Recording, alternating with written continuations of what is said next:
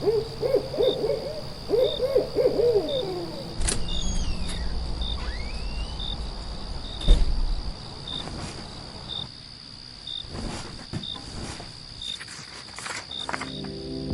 listeners, you're listening to the Midnight Readers podcast. Grab some tea, a midnight snack, and cuddle up in bed as we dive deep into today's popular fantasy, sci-fi, and mysteries. We're your hosts. I'm Lily. I'm Brittany.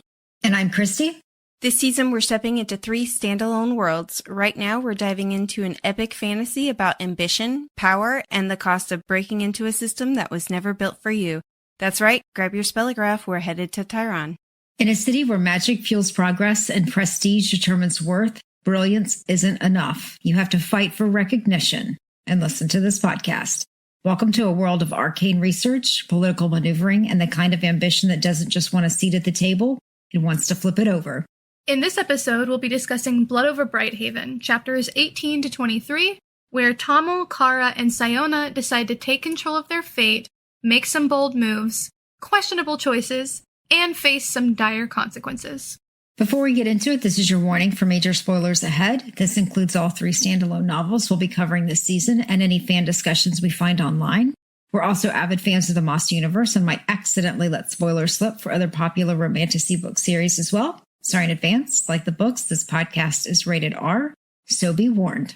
Also, a friendly reminder to please like, subscribe, and follow. You can find us on Instagram, Threads, Facebook, and YouTube. And if you want some bonus content and behind-the-scenes chaos, join our growing community on Patreon. All right, so let's get into the story. So it starts out with this weird counting song.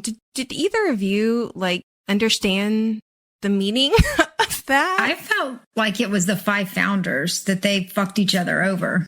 Yeah, I also thought of that, but I really don't know what it could be. It does sound like it's the 5 founders. It kind of reminds me of the counting song of, you guys heard of the Crows counting song? Mm-hmm. No. Kind of reminded me of that. Like, how does it go?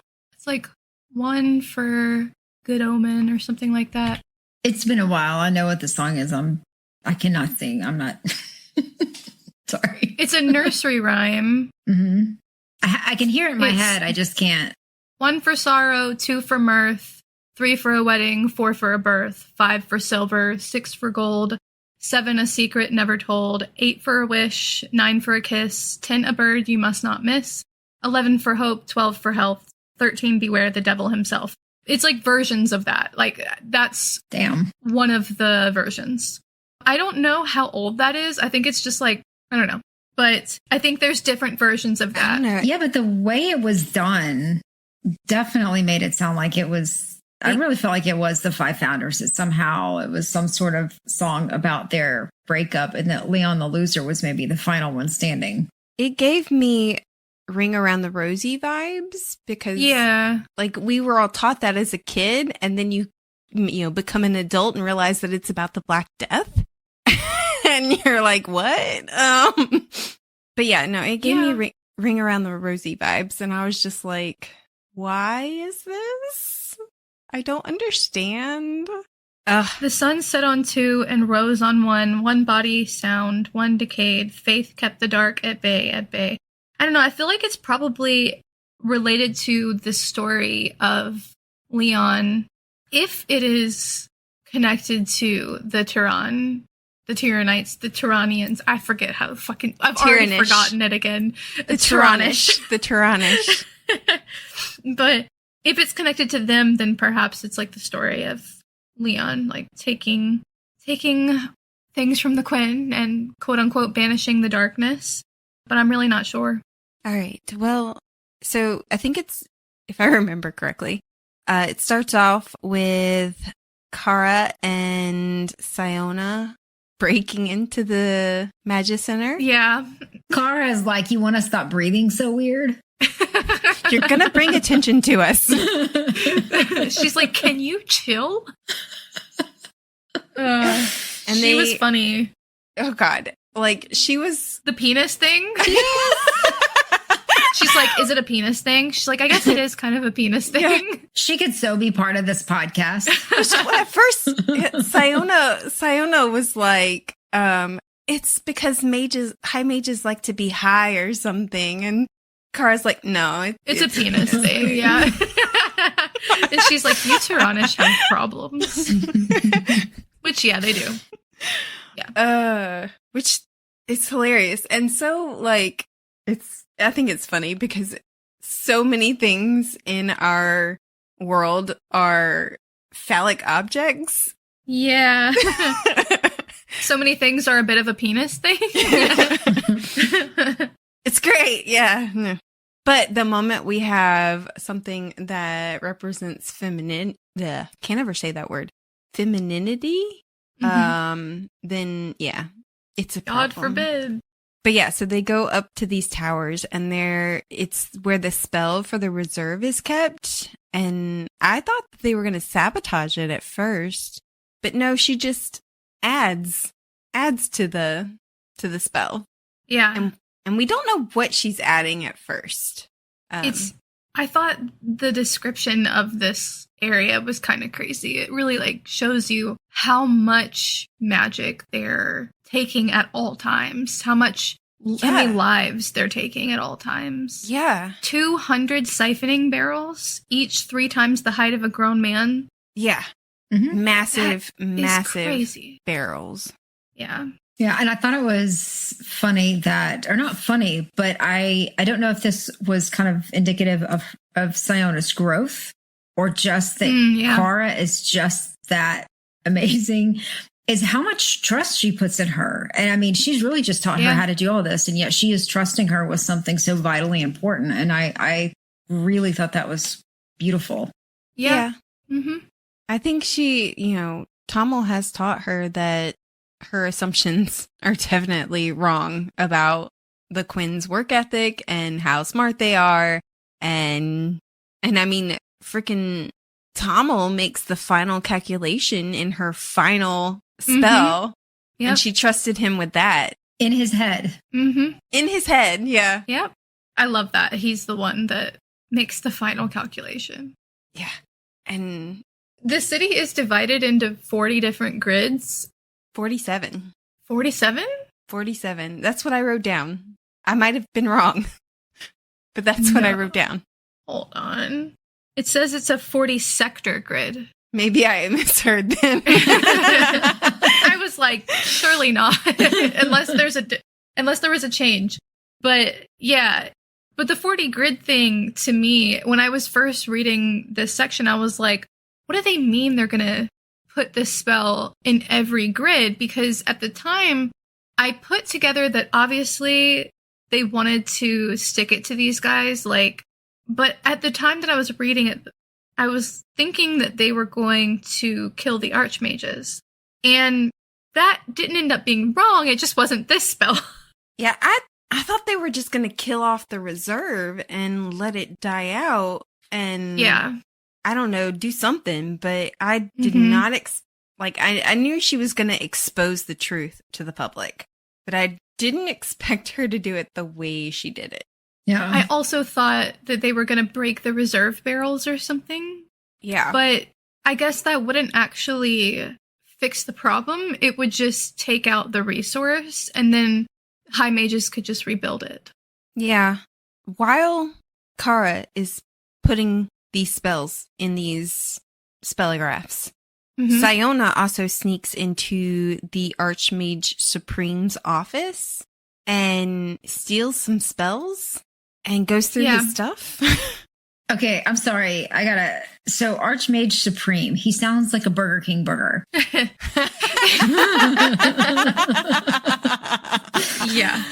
Also, the way she describes his office in the book is that it was ostentatious to the point of parody. And I was like, that sounds a lot like somebody I know. Yeah. Somebody who might want a gold ballroom and... Literally. Maybe I should have said McDonald's burger. Gold everything. A McDonald's burger. A specific library that isn't a library that's going in Miami. Yeah. Wasn't there another library that was supposed to be there and all the money's gone and no library? I'm sure that there was. I don't know. But yeah, no, it reminded me of that anything, especially when they were like, his office is at the mount, the pinnacle, the penis thing. The penis thing. It's at the top. He's just the tip. Yep. Mm-hmm. Anybody watch Archer? No. Oh, man. I did. I saw early episodes, but okay. It makes me never be able to look at a paddle the same way again. When Archer was on, my mom told me I was too young to watch it. You should watch it now. You would love it. I knew as soon as she walked into that office that she was going to almost get caught. Like it was going to be Yeah. Though she like pretends to be scrubbing the carpet with a rag and they still don't notice. But she does overhear something, and I was a little disappointed why this was added in when it's not really explained later, where they were talking about they were going to expand the siphoning zones, like past the ocean, which they had never even seen. Yeah. Like, I was wondering that as well. I asked the question, what is Gamwin suggesting with his negative numbers? Because there's a quote where he's trying to convince Archmage Orenhel. Is that how you say his name? I think Orenhel? so, yeah. He's trying to convince him to consider the work that he's done, which you could assume is like a passing comment. But if it's not, I mean, he says something about using negative numbers, which Orenhel doesn't want to agree to. What it sounded like to me was that he was trying to make a point of starting to kill Quinn inside the circle. He didn't say Quinn, but he said negative numbers, which makes me think, where would negative numbers be? If you look at it on a math grid, like I'm thinking calculus, it would be wherever 0, 0 is. If 0, 0 is the center where the Magistry is. Well, we don't actually know that. Right.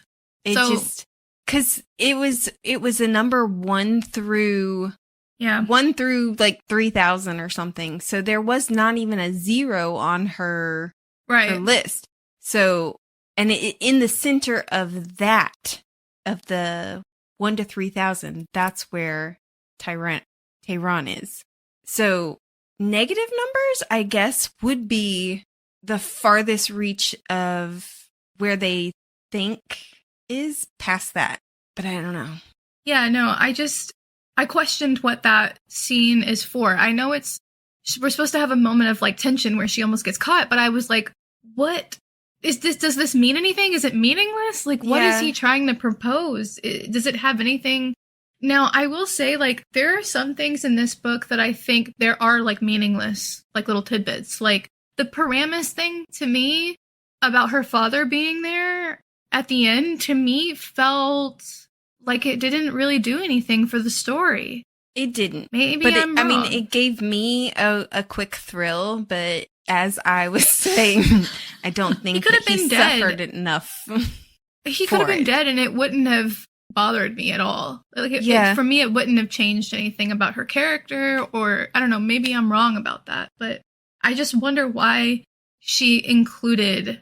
I don't know. I think it was a quick or a way to show like the depths of hypocrisy of the people there, that, you know, because in all of their religious texts, all the crap they spout out, but yet truly they're elected leaders and they don't live it. Yeah, maybe Paramus at the end there is supposed to be... I really don't know. I'd have to think about it a little bit more. I'm sure the author has a reason for including it, but I don't know what at this moment it could be. And same thing for this part here. Like, I want to know what Gamwin was trying to propose. Like, I want the answers. Yeah. I feel but she does make it out of there. It gives off like back when they thought the world was flat, like, should we go sail off the edge of the earth kind of thing? Mm-hmm. Yes, please. Yeah, well, please do try. This scene also really like highlights how much they don't give a fuck about the Quinn. Like, she just kind of looks like a Quinn, and they don't even see her. Like, I'm sure that's a lot of the reason this is included, is it's like, they're dumb enough to allow their own downfall because of how much they disregard them as people. Mm-hmm. Yeah. Mm-hmm. She does bring up a question whenever she they accomplish their mission, they get out of there as fast as possible, they go back to Tommel, and Tommel is kind of lamenting the fact that he let Kara be who she is and whatnot, and he said, is it better to be safe and broke than dead? And that's what Sciona says. Well, does she? Yeah, Anyway. She's having a conversation with Tommel, and she says that this is a question she's been asking herself. Is it better to be safe and broken than to be dead? Because she's not only thinking of Tommel and Kara in their situation, but she's also thinking of that girl that she either killed or almost killed. Yeah. And to be fair, like, I do think that this is one of the major themes of this book is it better to be safe and broken than dead? It definitely is like a moral focal point here, is like, and Kara brings it up later too when he's asking Kara, should I do this last spell? Do you think I should press the button? And Kara's like, absolutely, I think that you should. And Tommel's like, I can't believe you'd say that. Why? And she's like, well, she said, I don't want to have mage overlords. And if there's nothing we can do about that and we're never going to be free, fuck it, I want to be dead. Yeah. And everyone all the characters have different takes on that, I think. Yeah. Kara's is clear, but Siona's is like up in the air, I think, until the end a little bit. Yeah. And well, I mean, in the last section, she said that she was willing to die for this. Yeah. We also do find out that the lady that Tommel was seeing, the reason that it didn't work out is because she wanted a child and he didn't. And it turned out that because she works in Bringham's factories, she can't actually have a child. She's most likely sterilized by the dyes that they use. Yeah, I felt bad for poor Kate Ellie.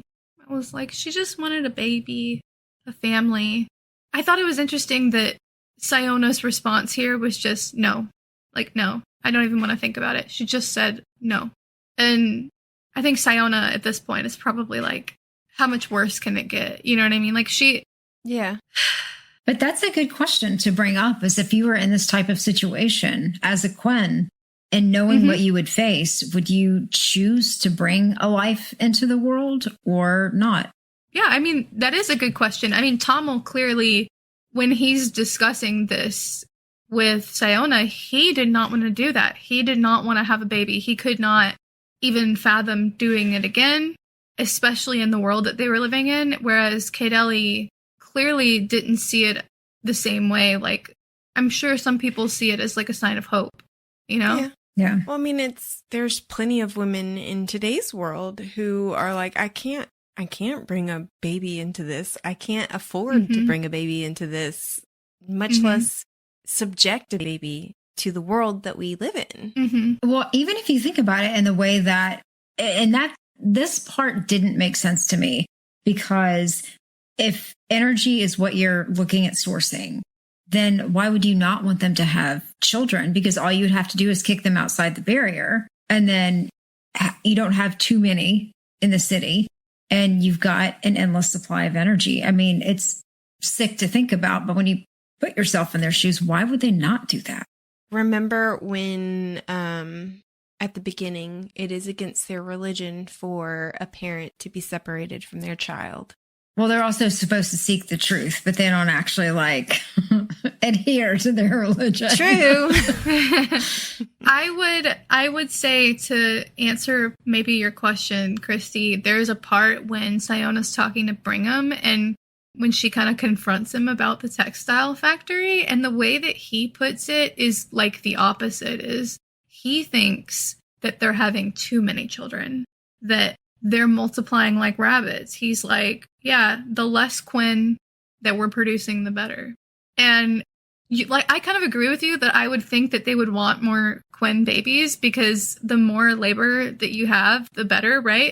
But I think it's I don't think they're thinking about it logically. I do think that they would want to have more babies, more Quinn for a labor source, but I think that they just see Quinn and they're like, this being shouldn't exist. Like, they're writing their own downfall because of their hatred.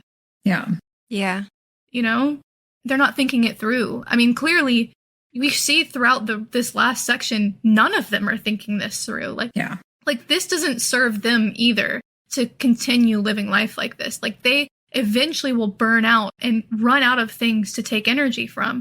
That is like an inevitable fact. Even if the Quinn are gone, they'll just use it until there's no forest, no animals, no nothing. But they don't care about that. They just do it. Yeah. Yeah. Clearly. It's crazy. I do love that, because I felt this so much when Sciona was thinking. She's like, if more men were like you, I probably wouldn't be so vehemently opposed to them.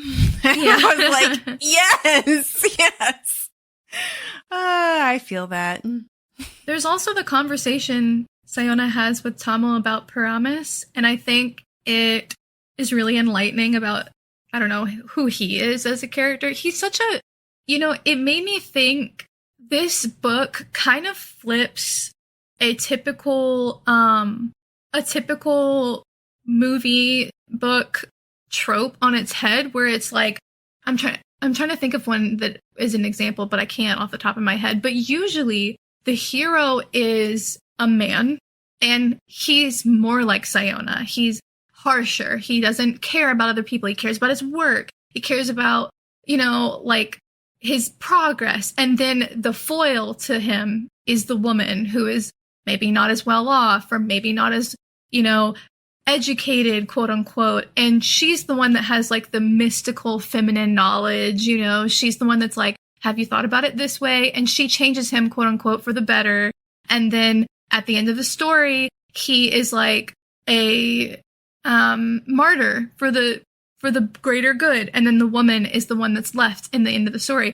This flips that totally on its head, where Tamil is the woman in this case, and Sciona is the man.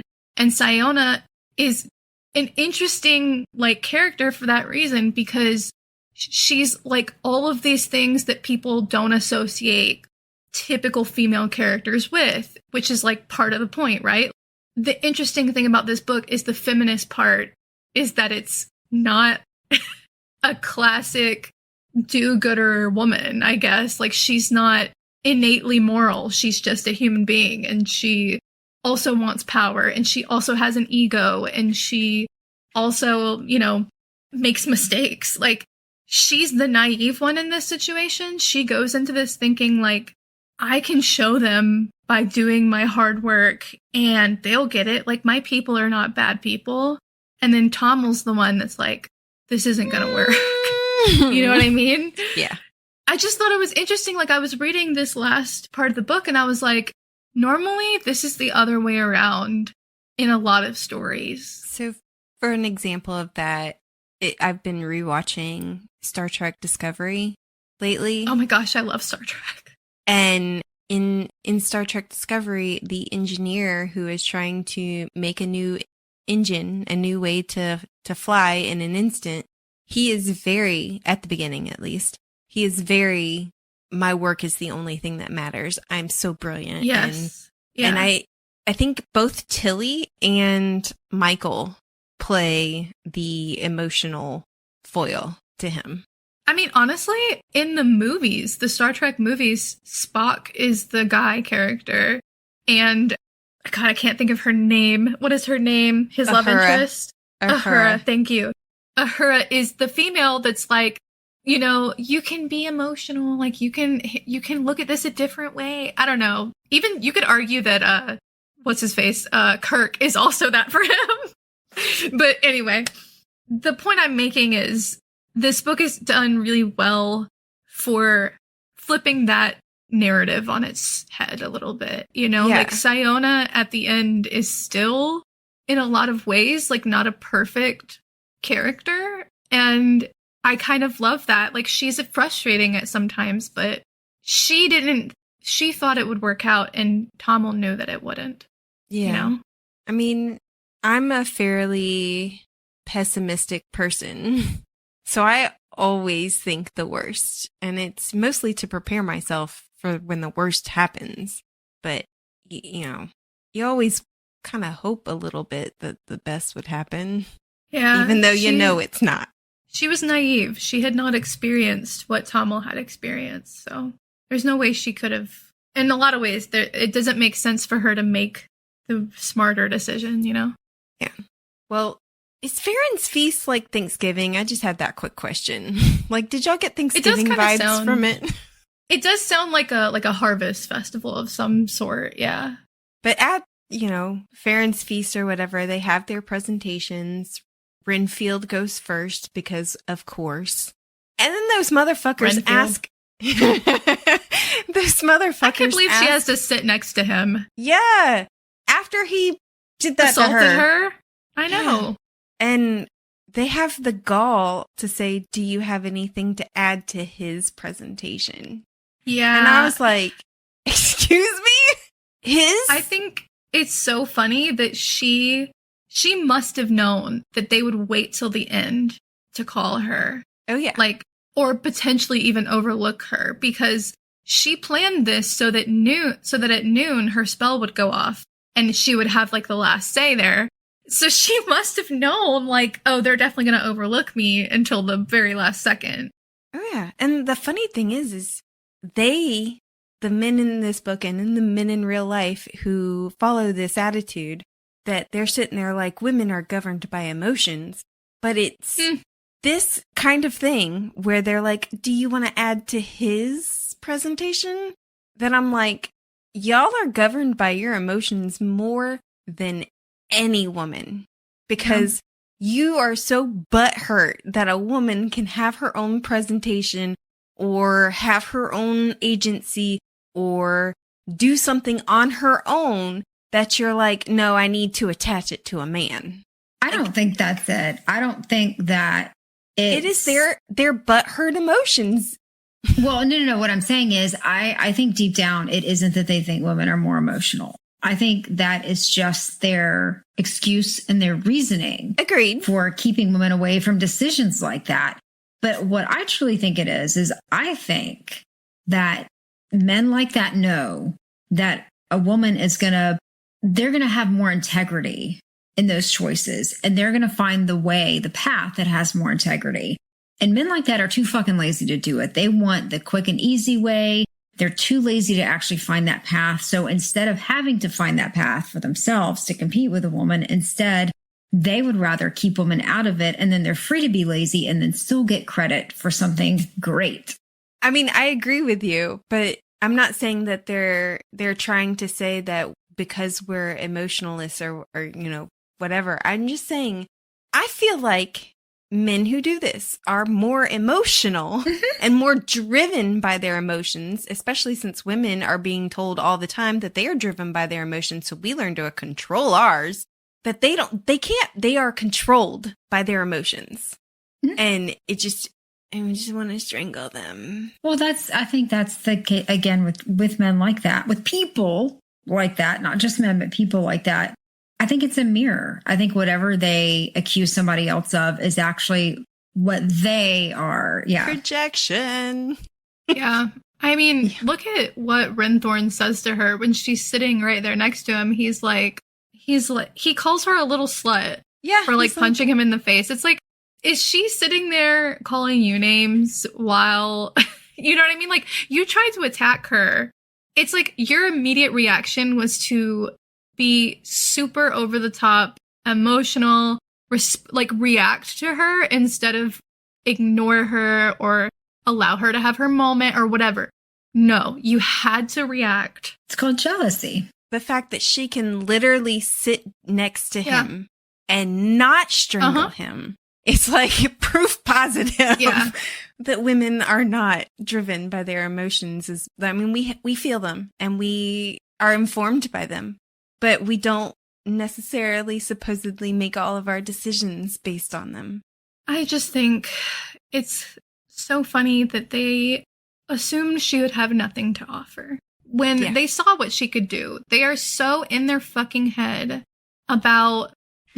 they're so up their asses about what they think is right and not right that they're ignoring her possibilities. Like, she could have been a great mage. I'm just saying, actually, she is a great mage. And they know that. Yeah. So it's like, why? Well, yeah, but that's why for Leon, that is why the fuck from the beginning, he ended up cutting women out, because women were the ones that led that type of magic before. And he knew he was too much of a fucking loser to compete with them. Therefore, the only way for him to look like he could do anything was to cut out the ones that could actually beat his ass. And that would be the women. Yeah, it's a form of control. Mm-hmm. Yeah. And that's why, controversial take, that's why the religion part is important, is because then you have to indoctrinate generations of people who think the same way. Yeah. Yeah. And then they have a reason to think that, you know? Yeah. And going from the women are too emotional at the beginning of this chapter to her exposing to everybody what the other world is. And the archmages responding with, the Quinn are not people like you and me. Excuse me? Well, that's true. They are people like you and me because they have more integrity than you. They're better. Yeah, they're better than you. Yeah. But you're correct, sir. Yeah, no, I thought their response when she was like, how are you gonna respond to this blatant lie? What are you gonna say? What do you gotta say to that? And he was like, I see your pain, my child. I understand your confusion. It's so pedantic. It's so over the top, religious, priestly, mansplaining. It's so intentional the way it's written, because it's like, oh my God, this is so infuriating to read. Absolutely. But her responses were awesome. And you would have to think at this point that Brigham would be shitting his pants. Yeah. Yeah, no, she did such a good job with her lead up to this, because when she's like, wait, she was like, just give it a second. My spell is about to, she's like, wait. One moment. And he's like, what do you mean? Wait, what are you doing? Yeah. And we're holding. What do you mean? What do you mean? Sciona, what did you do? What did you do? He's the first one that's like, wait, Sciona, what are you about to do? Everyone else is still somehow underestimating her, but Brigham is like, no, what's happening? Oh no. Renthorn is like, let her do it. Oh my God, this is great. That guy is fucking nuts. He is really nuts. Psychopath. Absolutely. Uh-huh. When she's like, behold, God's work. I was just living. She's such a character, you know? She really went in there and did that shit. Yeah. Yeah. Although I did think one relatable part was when they end up taking her away and she looks back and she still wants Brigham's support. Yes. So realistic. I mean, it is. It's hard to let go of those things.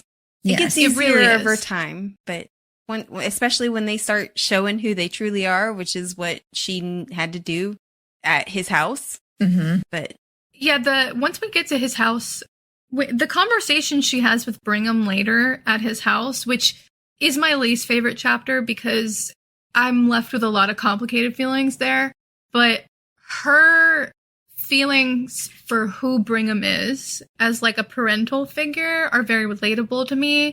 You know, as like her wanting him to be proud of her and also being ashamed of that, but also like wanting him to take responsibility for the things that he's done and accountability for the things he's done, while also wanting to feel like he's proud of her. You know, like she has all these conflicting emotions that are so realistic and painful to read. Brigham for her was such a mentor that she wants that validation from him, but she knows that the person that he really is not a good person. So it's like, why would you want validation from that? It's hard for Sciona. But it's very realistic. Yeah, in my opinion. Absolutely relatable. Very relatable. It's so well written because I left that, chapter feeling like, oh, that hurt my heart a lot. And it's confusing because that chapter is from her perspective. And we've kind of learned throughout this book, sometimes her perspective is not like always reliable. I don't know. Like her feelings on things don't always equal the answers, right? They don't, but I think she hit it pretty dead on with that chapter in that she realized at some point that his interest in her was his own salvation and his own being able to it's all about him, be a good person. Yeah I agree. After she's arrested, the opening to the next chapter was fuck you, Alba. Mages who can't kill can't protect life. And I was like, again with the paradoxal dumbassery. Okay. Oxymoron statement. Yeah. God. Like, I think that's really ironic that you have to be able to kill to save a life. Yeah. Tell that to all the doctors out there. His text needs to read like Leon the Loser's Guide to Dumbassery because, I mean, God, what fucking moron started listening to this dipshit to begin with? How a wall went, never mind. I don't know. I did feel bad for making light of it, but in the notes, I could not help but when I was like rereading the little parts that I highlighted when she's out on the street and she's seeing everybody freaking out because they're seeing the Freynan mirrors over everything that uses magic. And a couple of people said, hell is upon us. Hell is upon us in the streets. And I was like, dogs and cats living together, mass hysteria. It's like the Ghostbusters. That's one of my favorite Ghostbusters lines. Hell is not only upon you, it's been hidden there the whole time. Well, and then Duras and Brigham breaking her out. And I'm sorry. So it may be my mind coming up with something again, but the way that it was described, I was picturing his car as Cinderella's stagecoach without horses. That's not what I saw. You know what I saw? A Cybertruck. A Cybertruck! Well, then we saw the same thing. Close enough. I also saw a Cybertruck because I was like, this fucking dork. I was like, it's probably the ugliest piece of shit ever. I pictured like the gilded twirly things and this little moron like driving the front of this very frilly thing. Yeah. I wanted it to break down in the middle of the street. When Duras says something about like, this is the most technologically innovative thing you'll ever see, you miserable little traitor. I thought that was the dumbest line. I was like, all right, fucking dork with your Cybertruck. And you know what? You go ahead. You go ahead. This is the lamest thing I've ever heard of, but all right. Yeah. Sad little ugly ass car. Those look to me like, they look like, aren't they DeLoreans, the thing from that Back to the Future? Yeah. Yeah. They look like a fucked up DeLorean. Like, it's something a kid would have like made over the weekend. Oh man. I was like, a cardboard car. A Cybertruck? Yep. Yeah. That was funny to me. I was just like, break down. You know you don't work properly. Lock them in the car. They can't get out. You just know he looks so dumb driving around in that thing. I'm sorry. Oh, yeah. Oh, man. Like, no. I will say reading chapter 20 was difficult for me. And so I immediately was like, Christy, you're going to have problems with this chapter. I appreciated the heads up very much. I did skip over quite a bit. Yeah, I'm glad that you did. Because I was like texting Brittany, like, did we like actually tell her what to avoid? Because I was like, this isn't a good idea for Christy. The images that put in my head. Let's discuss that scene with Alba when she's in jail. Let's discuss that. Let's break it apart a little bit. Alba had been... Bitch. Alba had been so supportive of her the entire book. Winnie too. And they saw her mental breakdown over this. Yeah. And for her to respond the way that she did, it's very hard to read. Yes. Yeah. I was so angry, so betrayed. It does make me, I don't know. I felt so conflicted. I kind of understand why Alba's upset, but I don't agree with the way she reacted, you know? Like, I do understand that she's upset that her life has been turned upside down, right? But yeah, I don't understand taking it out on Sciona when she didn't even let Sciona, she didn't hear her out at all. She didn't ask her about it. She made an assumption that Sciona did this, you know, with ill intent, I guess. Now, would that matter? I will still say, what? Would that matter? I mean, whether it was ill intent or not, to find out that that's what your magic causes. It's misplaced anger, because when you think you're a good person and you find out that actually no, you have been doing these horrible, horrible things. It's a kill the messenger kind of moment here. And I was thinking what I was trying to say was that her work had been destroyed, like probably Winnie's house has been destroyed, stuff like that. That too. Sciona didn't do that intentionally. Like, Sciona didn't think it through. And that Alba is assuming that she did it intentionally. Like, she knew this would happen and that she didn't care. I guess to me, though... And I think that does make a difference. I still think that, honestly, if you find out that how you do just your basic things every day causes that destruction, and the first thing you think of is your stuff and how your life is impacted, and I don't know, I think she's just as bad as the Archmages, because she doesn't care. She would gladly send the Quinn to be, you know, tortured in order to be able to turn her fucking water on with magic. And so I hated her so much in this moment. Well, I think I agree with you. I agree with you on that. I think that my mind is going to, not understand, but like, I see why Alba, I think she was holding in something for a while, because Sciona didn't care about them. Like, Sciona was callous. She didn't care about Ansel. She didn't care about Winnie or Alba or anything in the beginning. She learned those things and she grew, but Alba doesn't see any of that. And so like, my thought was, I don't necessarily agree with what she did, but I'm saying that she was so ready to be mad at Sciona. You know what I mean? Like, she was, it was almost like it didn't matter. Like, it could have been one push and she was ready to go off on her.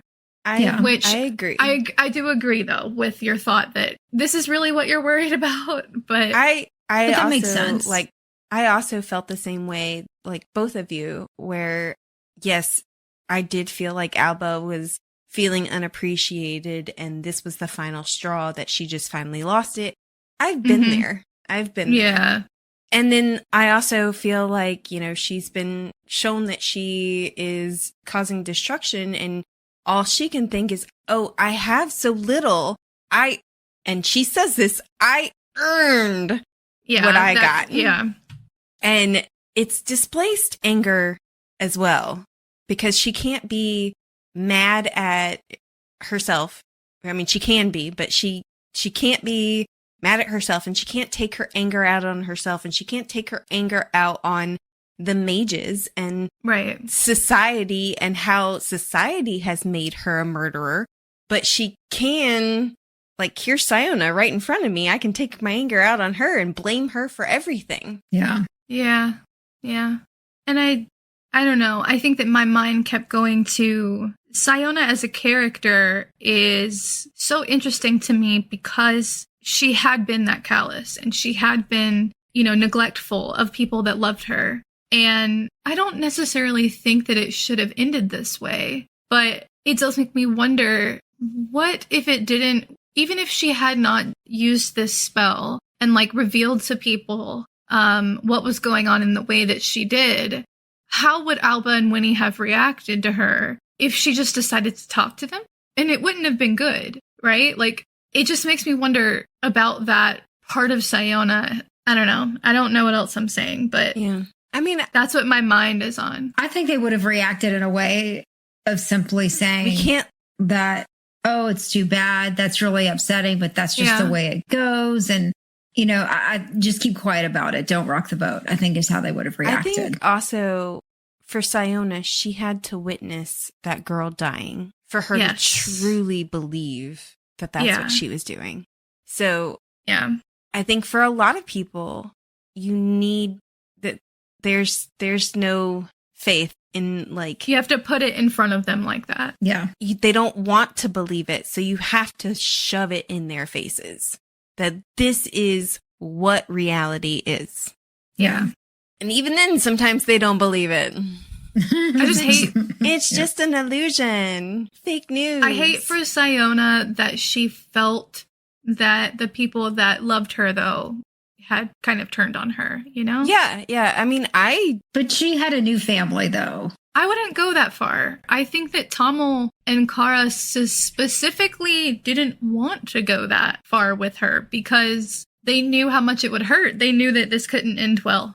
Well, I mean, yes, in a way, as far as like any kind of romantic part. But I mean, as far as the fact that they put their lives on the line for her. And yes, it was for them as well.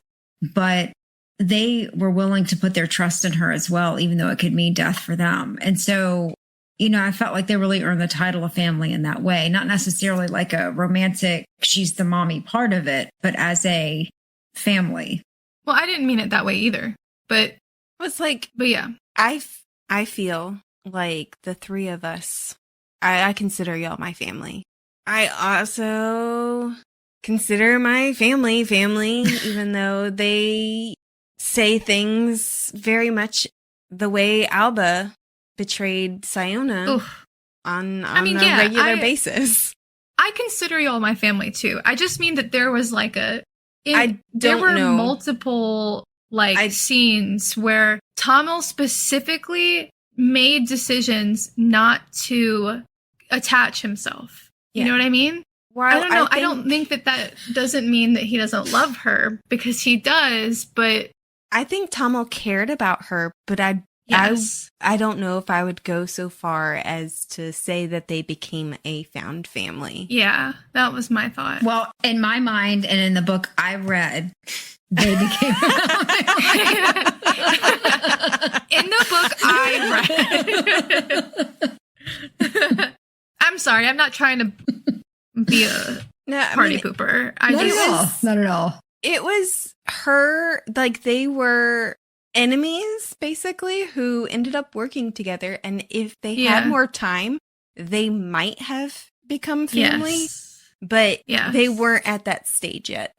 I agree. I feel the same. Even with the cute little kiss. Yes, I loved the kiss.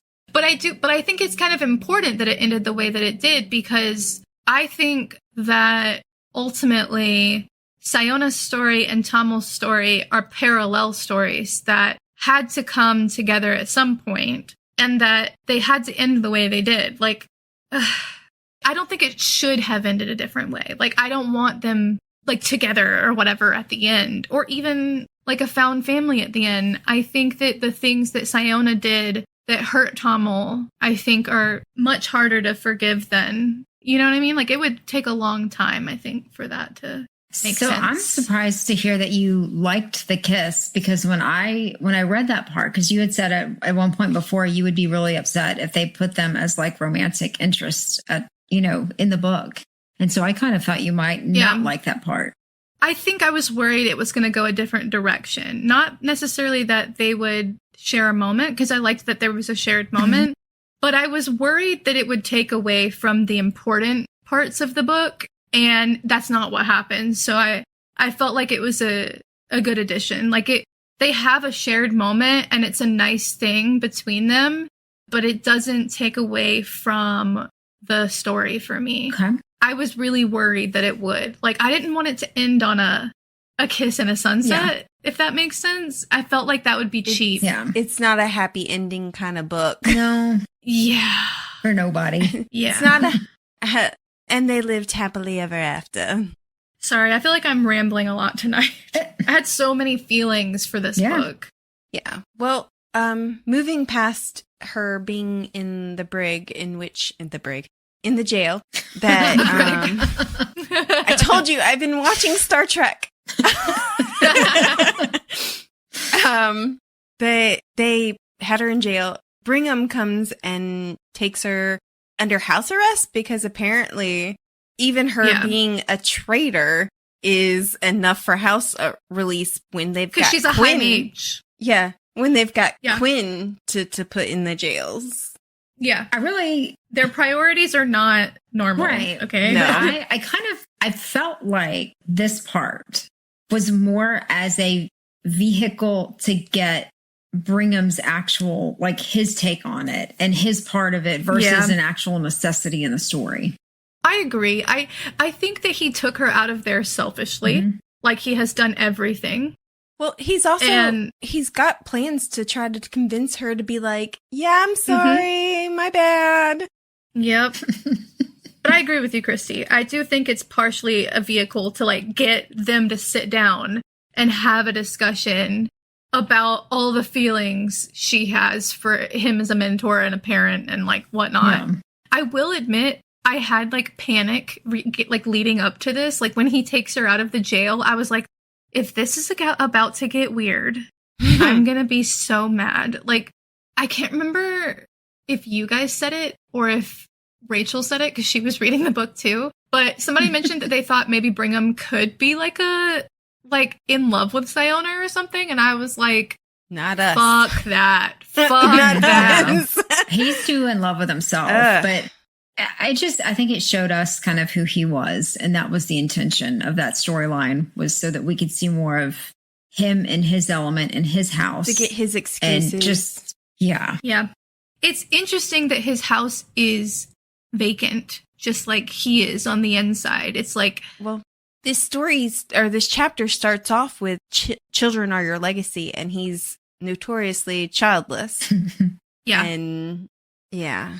He's not married. He has no children. That also kills me for people who have like these giant mansions of a house and they live alone. Like, do you really need all that space? Well, not just, I remember when I was growing up, there was a section where I lived of these huge houses, right? Where the really rich lived. And you would have people that were so desperate to look rich that they would buy these homes, and that's all they would have money for, was just to pay that. And they would literally be like almost empty inside because they couldn't afford anything else. And just they needed to show or to look like they had that kind of money. And you're just like, and I feel like he's that way, but in a sense of kind of integrity and just a humanness, that he has to pretend that he has that. Yeah. See, if I won like the lottery or whatever, I would still live in the same probably size house that I do, because I would just have like a live-in person with me or something like that who can wake me up out of comas. I used to think that I wanted a big house. I don't necessarily think I want that now, but you know what I do want is a lot of land, because I don't want anybody close to me. Exactly. Like, just enough land that it's like I got a border around me. Considering that like an island. You're constantly like, I hear my neighbors. Oh my God. I'm really tired of the apartment life, if you can't tell. I think I want a tiny house with a surrounding patio, of course, but I want a tiny home. Yeah. I wouldn't mind a house that had like a room for library, a room for crafting, a bathroom, a kitchen, and a bedroom. Like, that's really all I need. But anyway, so do we have anything else to say about Brigham and his little, like, she pushes him to the edge to the point where he hits her unconscious. Yeah. Should we discuss the fact that he has a staff and he's using it on innocent Quinn? I mean, are we surprised? Yeah. We haven't discussed the use of the staff yet. No, I'm not surprised. It's It's literally like excessive force. Mm-hmm. Yeah. To an extreme. Do you think he enjoys it? Oh, yeah. I think he tells himself that he doesn't. Yeah, that he's doing the right thing and that he has to do it. But I don't think he cares. It's kind of like when Sciona asks him, like, why didn't you tell me about the textiles? Like, what was going on in there? And he was like, to be honest, Sciona, I didn't think you would care. Yeah. Because I don't. Ouch. Because he doesn't. Mm-hmm. Yeah, and I don't blame him for thinking that of her, but like, damn. Yeah. And he's like, no, we don't want to execute a young woman, but we will. Yeah, so right? You need to apologize. That he's like, you're going to go in there and grovel, right? And she's like, no. Yeah. No, I will say, she was better than me. He asked if she wants to write a last letter to her family, and she does. But I was like, why would, right? Like, after they treated her that way, I don't know if I would. I mean, and to be fair, I don't know if they will ever get that letter. It could just have been, that was my thought. I was actually worried that he was asking for that to bring up information later at the trial. I thought it was a trick of some sort. Yeah.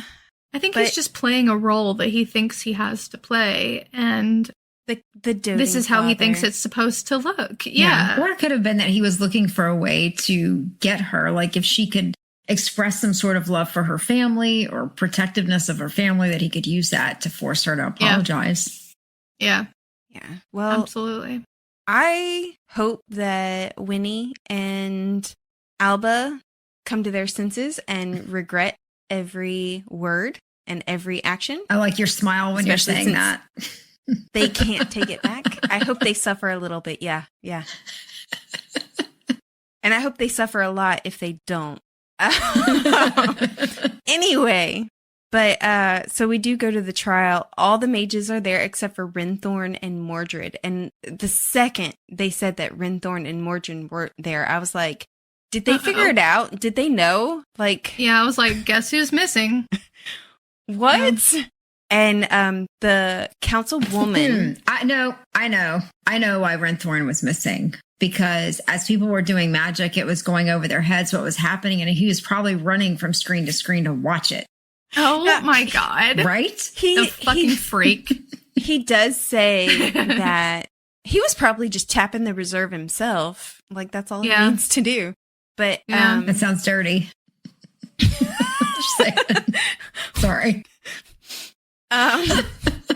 Tapping the reserve.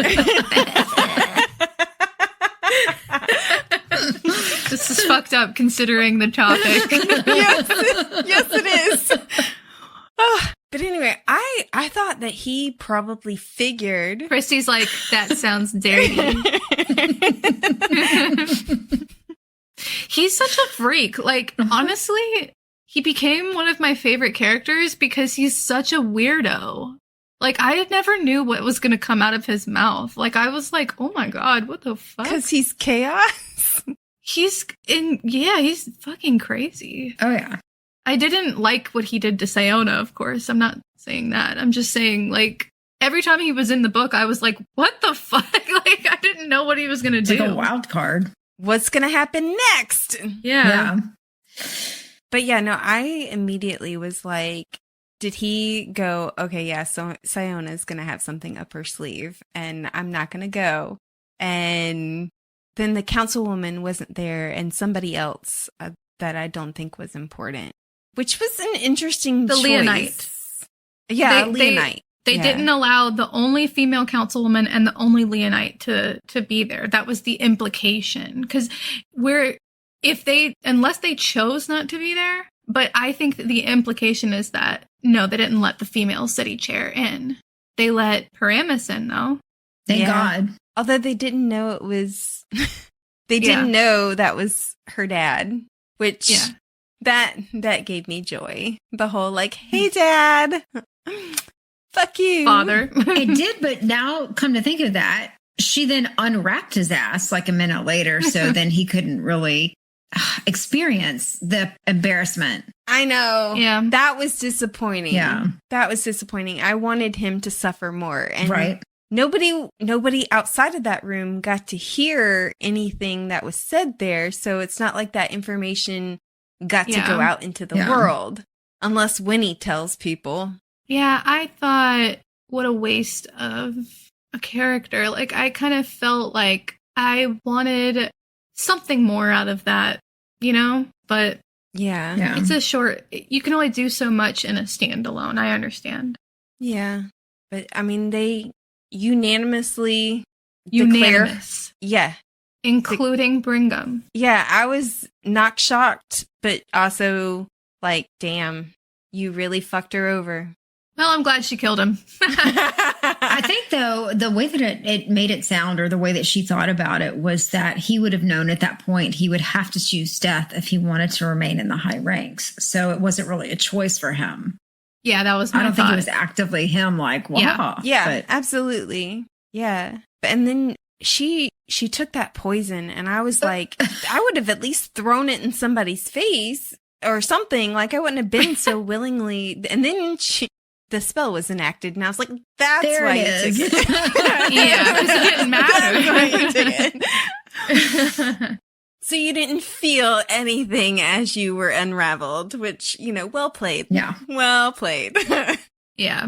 But yeah, I was like, and she's like, God's light lit up. And I was like, oh, she did it. She did it.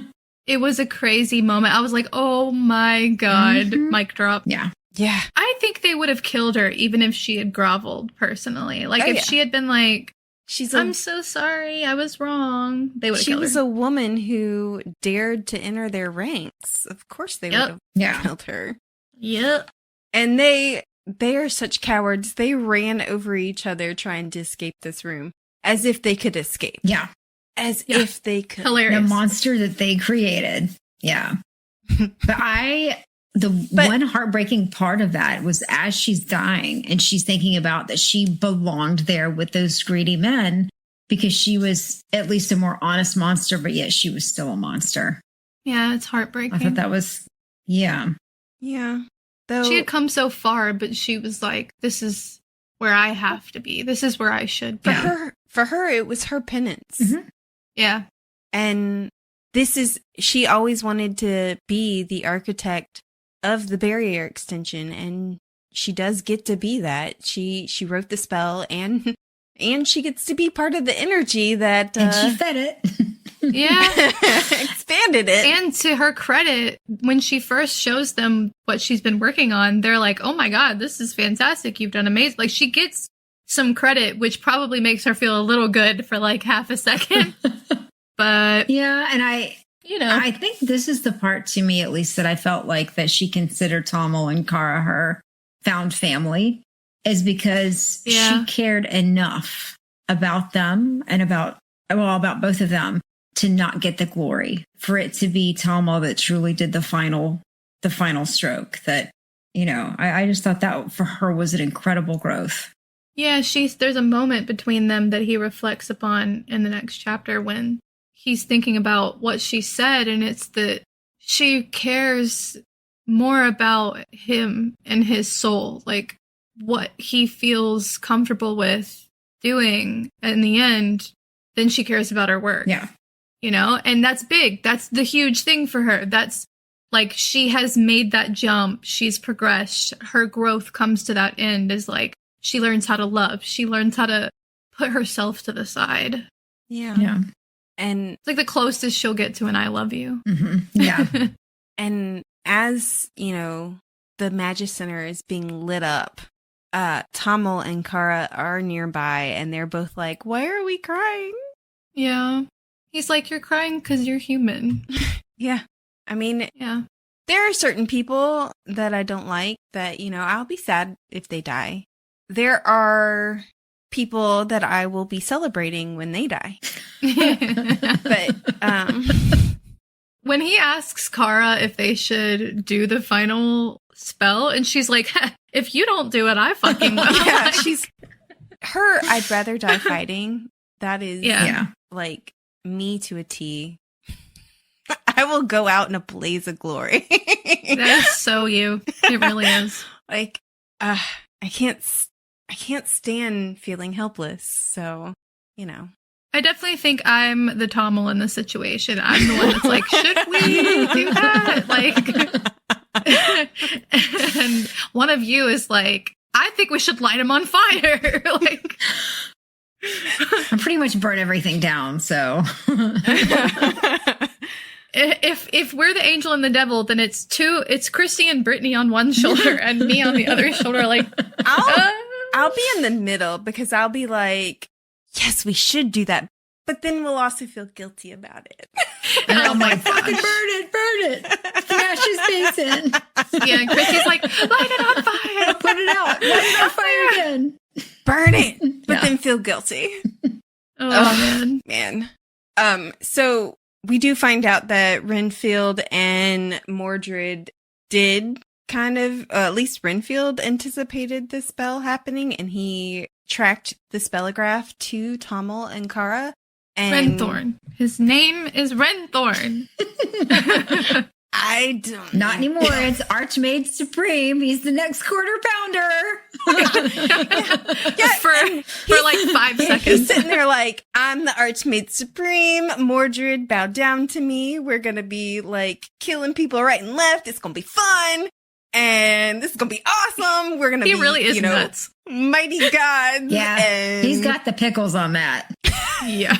And then Kara beats him over the head with the spellograph. And I was like, oh, thank God it was Kara. Yes. I love that it was Kara. Doesn't she in one swing send it through his fucking face? Yes. Yes. It's like she jumps down from like a tower and like The water tower. Like, slams. Parked it right in his face. Oh, brain matter everywhere. I enjoyed that. Yes.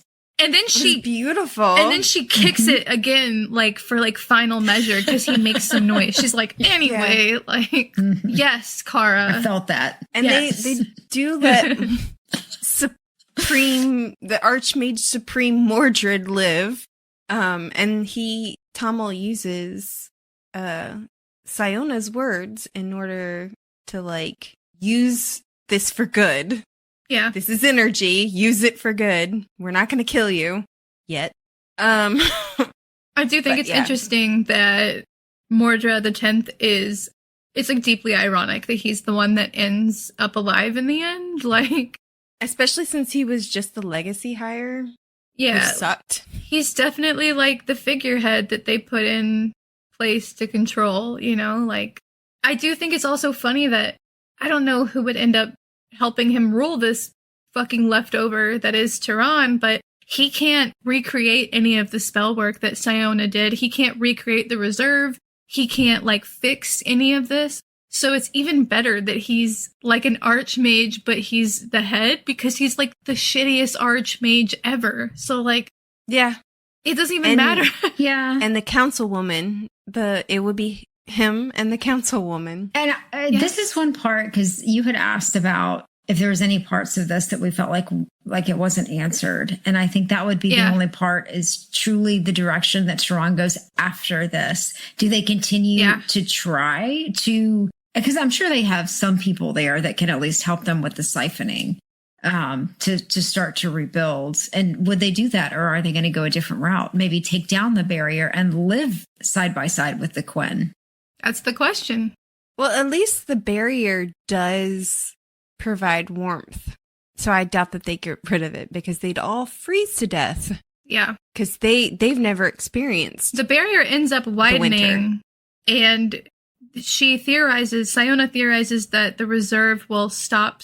It will fail because not only is the barrier wide and it doesn't like work anymore to siphon from the reserve or whatever, but it gets blown up by, Sciona. I thought in my mind that eventually that barrier would fall, but it has to, because the reserve was keeping it up. Yeah. So unless they figure out how to keep it going, maybe they will have to at that point go to the Quen for help. Yeah, I don't know. Yeah, good luck with that. Yeah. Although honestly, I truly feel like the Quen would probably help them. They're better than them. They probably would. Yeah. I wouldn't. I wouldn't either, but they would. They're better than me. Far better. I do like that it ends on this really hopeful note?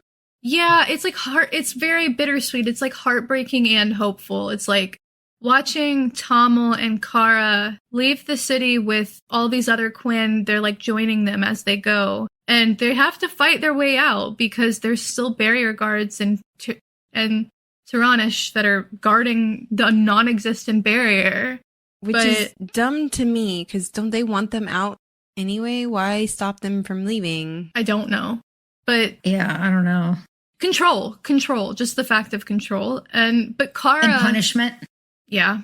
But like when Kara picks up that lady's baby because she gets shot, Kara ends up becoming like what Tamil became for her. And it's like the cycle restarts. And so you have to wonder, like, is this a good thing? You know what I mean? Like, is what's coming next hopeful, or is it going to be the same thing? Like, are we going to end up back where we were? I think it makes sense to me that it ends this way because the way that the world is set up, there's no way it could have ended in a way that solved everything, if that makes sense. It does. But I think, to me, one of the most beautiful pieces of the entire book was when they're leaving and Tamil says, I never shared her optimism, but in her honor this once, I'm going to try. And I thought that was just so beautiful. And I don't know, I guess there is that little bit of hope there. It does have a hopeful note. He says they are running towards hope. Yeah. Yeah. But it is a very cyclic story where you start this off with them running towards Tehran. And now they're running away from it. Yeah. I need another book. It's very, I know. And I feel like I want a book about the Quinn. Like, yes. I need a book about the Quinn, but will that, I don't know. I understand why it's a standalone, I guess. Yeah. It's like The Giver. It reminds me a lot of the ending of The Giver. It also has this like open ending. You don't know what happens to the main characters. You know what I mean? You're like, what happened? Are you talking about the end of the series or the end of the book? Because The Giver is technically not a series. It's 4 books that are in the same universe. I mean, that's kind of like Mate and Bride. It's still technically a series. I disagree. I've read all of the books, and the original book of The Giver was written as a standalone, and it was like that for a long time. She wrote 3 other books that are intended to be in the same world, and one of them does indicate the ending of The Giver in some ways, but she intended for The Giver to be a standalone, so I don't really know if I would say it's a series. Anyway, do we have anything else to add? No. I do want to say real quick, when she's in the Archmaid Supreme's office. The quarter pounders. Cleaning. Yeah. The fact that they're talking about, remember when everybody thought the world was going to end when the millennium turned? And I was like, oh, they had a Y2K too. Oh my God. I missed that. I completely missed that. I thought that was a cute, like, little Easter egg in there. I was like, love that. For those of us who lived that. All right, I guess we'll end there for your sanity and ours, because that was a hell of a read. Yeah. So next week, we've got an episode of Off the Shelf coming everyone's way. So we're going to have a little bit of a break. And then we're going to dive into If We Were Villains by M.L. Rio, starting with Act 1. So new episodes drop each week, and don't forget to check out last season's discussion on the Bride duology, available now. Please remember to like, subscribe, and follow us on social media. The like and follow are super important for us to continue to bring you new episodes each week, so please do so. You can also support us by joining us on Patreon. Thank you for listening to the Midnight Readers podcast. We'll see you next week. Happy reading, listeners. Don't stay up too late.